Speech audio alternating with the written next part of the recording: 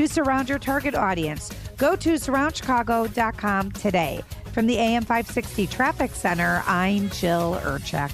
Now, your official weather forecast from the Air Right Heating and Cooling Weather Center. Tonight, expect partly cloudy skies with high humidity and a low of 69. On Wednesday, there will be intervals of clouds and sunshine with a chance of a thunderstorm in some areas, remaining humid with a high of 84. Wednesday night will bring mostly cloudy conditions, continued humidity, and the possibility of a thunderstorm in certain parts with a low of 70. I'm meteorologist Jason Caterina on AM 560, The Answer. Get the latest weather, traffic, and news updates online at 560theanswer.com. Now, from The Signature, a division of Esquire Bank Studios. This hour of The Shaun Thompson Show is sponsored exclusively by DonleyAuctions.com. They need your guns. Sell for top dollar. DonleyAuctions.com. I love America. I love the Constitution. I love the First Amendment. I want to carry and all else. I love it. Property. And let me tell you something. If you care about your country, read Ludwig von Mises and the 6 lessons of the Austrian Economic School, motherfuckers.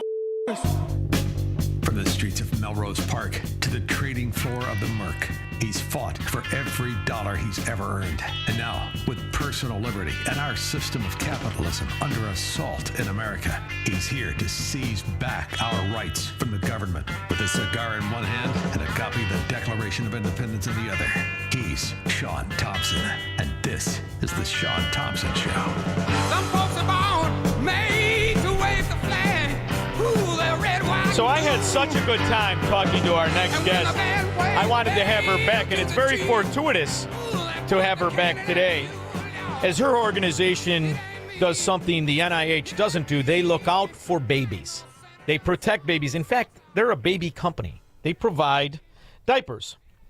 And it all goes to benefit a company called EveryLife. You can find it at everlife.com. My next guest has partnered with some wonderful people who have really worked for women and for babies. She's partnered with Riley Gaines, Convoy of Hope. She is Chrissi Bretz and the Vice President of Strategic Partnership, Chrissi. Did I say Chrissi? Did I say Christi? Sorry. Chrissi Bretz, the VP of Strategic Partnership with Communications at EveryLife. Chrissi, how are you? I'm great. Thanks for having me back. Sorry, I tried to change your name. You know, it's an interesting. That's all right. It's an interesting thing because I really am livid at what has happened to America at the hands of these conglomerates, right? And you know, Johnson & Johnson is a conglomerate embroiled in scandal, and it has been for many decades. They're the first. They launched the first disposable diaper, and I think it was 1948. Did you know that? Probably knew that. And you what? I said I did know that. That's only because I work for a diaper company. That's right. No, they phased out of the diapers because they got into more profitable and more dangerous stuff. They're the ones who just had the biggest settlement with the baby powder and the talc and all that nonsense. And it's fascinating to see how much of their revenue comes from products of babies. And it's because when you're a new parent, you're very excited. You want to get your baby the best and the safest. And so oftentimes you're buying from a conglomerate that's using the cheapest product and the most dangerous product. And that's what I love what you do, because you provide diapers that are made to protect the baby, keep the baby the way in which they're told they're going to be kept by a company like Johnson & Johnson. So I love the idea that you do this and you provide this and you take the profits and run this incredible organization that's a pro-life company. Well, thank you. Yeah. So it's actually quite wild that every diaper company, major diaper company in the United States, is supporting abortion vocally and or financially. And we just could not stand by. Our founder, Sarah Gable Seifert, she was preparing for her first child, excited to get, like you said, she's a new mom. She wanted to get all the things, right? So she's like checking everything out. She's looking. She's a values-aligned shopper. She likes to put her money where her values are. And she's like, checks one diaper company. And she's like, oh, pro-abortion. Checks the next one. Come to find out, all of them are vocally and or financially supporting abortion. I mean, Pampers is matching employee contributions like a 401k. I mean, what is it, Coterie, like the Rolls Royce of diapers? They feel lost without abortion care. That's the statement they put out after Roe v. Wade was overturned. Oh, my God, it's just insane. Unreal. And so, so we launched a diaper company that is premium, that is clean, but also believes that from the moment of conception, every baby is a gift from God, worthy of love, protection, and celebration. And so what's amazing is America has responded, and we are continuing to grow and brought out training pants and wipes and feminine care. And it's been really cool because, like you said, we are a company that, provides diapers and such, but we're a for-profit company that is doing this, but we're also giving back. We've provided over 10 million diapers to help moms and dads choose life. I love this. I love the whole mission, the whole story, and I love the fact that it really puts a spotlight on the other companies that are not just talking out of both sides of their mouth. They're directly destroying their own profitability when you really think about it. As a shareholder in these companies, you would have to say to yourself, why would I own stock in this company? They, in one hand, make their money by providing goods to babies, and on the other hand, they make certain we limit the amount of babies on the low IQ or low morality or misinformation of their parents who are told, go ahead and kill the baby. So in essence, they don't really want to make as much money as they can. It is the exact opposite of what a company that's publicly traded should do. And I think you've just opened up a lawsuit to all these companies by all the shareholders who said, wait, what are you doing? I mean, it's really that preposterous to me. It's a terrible business move. I mean, put values aside, which is hard for me to do, but put values aside as a business move, horrendous. It's like a shoe company paying for their client's feet to be cut off. It makes no sense. So it's truly heartbreaking. And then unfortunately, though, when you hear this, you realize what a much larger issue this is, what a much larger spiritual issue this is. I mean, yesterday in Massachusetts, the governor signed into legislation that you can abort a baby up until birth. I played the clip. That's the 10th state. I mean, it's devastating. I mean, on one hand, they're like, oh, no one's advocating. No one's advocating for abortion until birth. On the other hand, the clip, I mean, you heard these women giggling and clapping as the governor signed the legislation to kill a child perfectly healthy just out of convenience. It can be for any reason. It can be for absolutely any reason. And here's the part that I find just absolutely the definition. And I mean, this is the definition of tyranny. You don't pay for it. The other side of the coin is, I would love to know the percentage of women that actually pay for their own abortion. I find it to be outrageous that in Illinois, for example, not exclusively, but many of the Democrat mafia-run states, it's a money grab where tens of millions and tens of millions and millions and millions of dollars is paid for women to kill their baby. And doctors, who are not really doctors in my definition, the facilitators of this death, the hitmen to the baby, they make a fortune. There's an entire industry that makes a fortune, and they don't even have the decency to pay for it themselves. They take my money and your money from your company, which is completely about protecting life, saving the baby, giving tens of millions of diapers away. And it's unbelievable that in the year 2026, where we have all of these ultrasounds, which, by the way, if you haven't seen a new ultrasound, it's almost like you're meeting the baby. It's fantastic technology. And they still hide behind this word, which is, to me, the definition of a coward. You call it an abortion because it makes you feel good about what it really is. You're murdering babies who are completely helpless, completely defenseless. It is the truest form of evil, and we still not only tolerate it, it grows among the people with such low character to do it. Isn't that the real nauseating part? We could pretend that it's a part of a pillar of a philosophy of care. The fact that they have been able to bastardize the language is our fault. You're killing babies. And I don't call it abortion when I don't have to. You're killing the baby. End of story. It's a murder. It's an absolute, that's what it is. It's a killing of a child. And there's no reason to be doing it. In the United States of America, we are one of the wealthiest countries in the world. We are prosperous. We are built. I mean, it's undeniable that we are built on morals and values, and we have the right to life, liberty and the pursuit of happiness, and these children don't get to see the light of day. And sadly, it's often just out of inconvenience and manipulation. You have these young girls that are manipulated into aborting their child, or they're just terrified because, quite honestly, we've convinced an entire generation, a couple of generations, that getting pregnant and finding, well, first of all, find guys, get married, make babies, but, you get pregnant and they're terrified of it. They think they're going to die, when in actuality, it's one of the biggest benefits for a woman's body is to actually be pregnant. There's so many benefits to it, and it's one of the most incredible experiences. I have 5 children of my own, and there's nothing like it. It doesn't mean it was easy, but it's incredible to be a mom. There's nothing like it. And the fact that we're manipulating young women to either avoid it completely or delay it, it's part of a much larger problem, and our fertility rates are showing it. The assault on women, the assault on the manipulation of their opinion is really amazing between the abortion movement of scum and scoundrels and profiteers of fraud and misinformation and ignoring the ramifications of what an abortion does both to the female's body and to her psyche. You also have this exact same group, that tells young girls that the scumbag with testicles, if he says he feels like a girl, gets to go in their bathroom.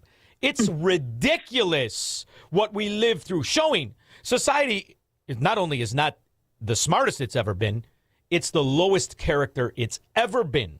Right now in the year 2026 in America is the lowest intellect and the lowest character of America since its founding. How do you feel about it? I couldn't agree more. As a mom raising, I have a young adult daughter who's 20 years old. I'm shocked at what her peers believe. They don't even have an opinion. They don't know how to think. Most of her peers copy what they hear on TikTok and they repeat it. It's the classic orange man bad that we've been seeing for the last 10 years. They don't even know why, and it comes into every single subject at hand. It also goes to show their own ignorance of their own demagogues. There's not a bigger demagogue among American scum than Barack Obama. And his mother was 17 when she was knocked up by the 33-year-old. Bezos. The list goes on and on. I'll never forget there was years ago when we were learning in school. I have to say, the first time I heard about this as an abortion, I was in high school. Back then, they didn't teach kids in 6th grade to kill your own baby. And I'm like, wait a minute. You mean to tell me people do what? They kill their baby. I mean, I grew up in an area where it wasn't uncommon to find a guy in a trunk of a car. But at least you knew that was a degenerate who never paid his bills. And you also knew the guy who put him in that trunk would never go home and kill his own kid. He would kill 1,000 people to not kill his kid. It's amazing to watch how the character has flipped over to where you're telling girls and young girls, not that could be the next president like Obama, or that could be the next super mind that changes the world like Jeff Bezos. But that is a problem. And if you don't have enough money, that little baby is going to destroy your future rather than make your future. And this is something where it all goes back to the root of all evil in America today. It's these imbeciles that society calls teachers. It's these imbeciles that society calls educators. It's their fault. Between them and the clergy, who else could have possibly put lipstick on the pig of killing your own child? Well, Margaret Sanger had an agenda, and she put a beautiful painting over it and named it feminism and named it women's rights. And unfortunately, that was the beginning of us not thinking for ourselves. It was the beginning of women, of us really bringing down what motherhood is and bringing it down as a lower level of society. And I think that's what's happened here is that we've separated success, and it doesn't include motherhood. It doesn't include being a wife. And when you bring down motherhood is to being the thing that you just happen to have to be to set aside quote unquote success, what do you think these women are going to do? It's absolutely horrendous. Motherhood in the United States right now is not celebrated. And it's awful. Well, what's interesting? Margaret Sanger used to be a reporter and she wrote an article about a John D. Rockefeller drill site where back then he used to move people out and he didn't pay them, and there was a tragedy. A bunch of people died, and she wrote an expose. And Rockefeller was so interested in the way she wrote it, he hired her, and he financed her. Planned Parenthood was financed by Rockefeller. Rockefeller also started the pharmaceutical company in the industry, and all of it made from oil and all the rest of it. They're huge, huge stakeholders in all of it. And I'm wondering how you think of it. See, to me, that me understanding this is why I've always been suspicious of Big Pharma. Always never really trusted them. And when you look at the same players and the same industries and institutions and foundations and all the rest of it that are behind those very institutions today, and you hear the scandal of scandals that validates all the accusations by people like me that Fauci knew what he had done in both the bioweapon, but moreover, and more deadly than the bioweapon, in my opinion, is the vaccine. And you now know he knew this, specifically among pregnant women. And he lied to the public. It is because, once again, it goes back to that philosophy of population control that has been supported by these multi-generational demagogues in our society. And ultimately, people have to understand this. And I have to tell you, I think that would be a powerful message to tell a young girl that you're being manipulated and played by people who would never advocate this to their own daughters. Never, ever, ever. Any more than they would give their own daughters the vaccine. They would never do it. This is for you, the plebes, the slaves of a society. But they, the Rockefellers, the Faucis, and the Gates, they'll have as many kids as they want. And their kids will never believe that they can kill their own baby because that's the baby of a demagogue. Isn't this something that a young girl would take this knowledge and understand she's completely being manipulated, as is her opinion, to murder her own baby? If they knew it, they would be shocked. But unfortunately, they don't know it. Unfortunately, you're right. They don't know it. They would never do it to their own. No. And yet these are the same people that sit there and are all for all these social services and essentially socialism as a whole. Yet they're also the ones putting Planned Parenthoods in the poorest neighborhoods.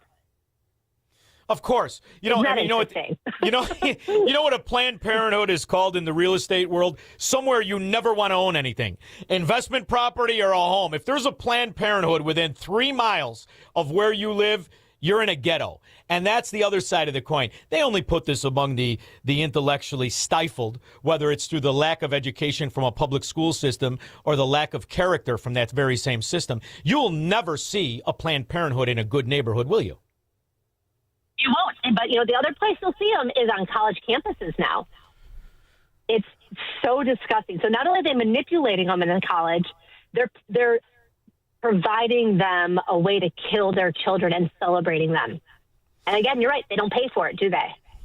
Well, what's fascinating, I had an investigative reporter on yesterday, and in New York, Antifa bombed a pro-life business, a pro-life storefront. Bombed it. And the media did nothing. Nobody's doing anything about it. It's also fascinating how the violence is promoted and paid for to Antifa, to these foot soldiers of communists. It's just something where you're up against a strong wind, and I love the fact that you specifically never back down. That's what your company is. EveryLife.com is the correct address or web address for it, correct? Yes, EveryLife.com. Oh, EveryLife. So all one word. EveryLife.com. Yeah, and that's the thing. We're unapologetically pro-life. No matter what. It doesn't matter. It doesn't matter black, white, brown, yellow. It doesn't matter. It doesn't matter demographic. It doesn't matter whether they're planned or unplanned. Every child, from the moment of conception, is a gift from God. And our diapers are for every baby. And we want to spread the message that diapers can be the difference between life and death for a mom in need. Well, I also love the idea. And so when you shop with EveryLife, you're supporting a company that actually believes that and actually puts boots on the ground, works with 1,200 pregnancy resource centers and churches across the nation to help get the moms facing these awful circumstances where they feel that they need to choose death for their child, but they're met with love and compassion and diapers often to help them know that after that baby's born, we're not just pro-birth. We're not pro-life. We want to come alongside them for life. We want to come alongside and give them the tools they need and the resources they need. And EveryLife is just a small part of that, of the pro-life movement. And it's really incredible. I'll just say this, the pro-life pregnancy resource centers, there are more of those in Planned Parenthoods, more of those than any abortion clinics, but they are the true boots on the ground, and they deserve all the credit and all the applause. They are sitting there meeting with these young moms and dads every day, just showing them love and compassion and resources and championing them so that they champion life. I love it. And what I want you to do is you got to get the Jeff Bezos clip where he's interviewed by CNBC Business, and he tells the story of his 17-year-old mother getting pregnant in high school. And you play that to a young girl. And you say, you realize you could have the next Jeff Bezos in your belly. Now, do you think his mother was excited that she didn't kill that kid? So I love the idea. I'm sure she is now. No, well, yeah, if she's still, yes. I do wish, though, I have to say, I do wish we saw his story come out through his company and that he was pro-life. I do wish we saw more of him not supporting his employees to travel. He covers abortion care travel for his employees. Does he really? Isn't that sad? Well, but he's making extraordinary impact in so many ways, and we can't discredit that. You can disagree with some of the things that somebody does, and still applaud other things that they do. Yeah, Amazon is a pro-abortion company, unfortunately. But get him on the phone. Let me talk to that Cuban. I'll straighten that son of a gun out. Are you out of your mind? It's ridiculous. That is ridiculous. I can't believe it. But then again, he confused me when he married the stripper. What are you going to do? You can always use this story. So thank you very much for making time, Chrissi. And you can find everything you need at EveryLife.com. Thank you so much for making time for me. Thank you. Bye-bye. Bye. We'll be back with your calls and comments. This is the Shaun Thompson Show, where Democrats are always wrong, Republicans are seldom right, and politicians are never, ever to be trusted.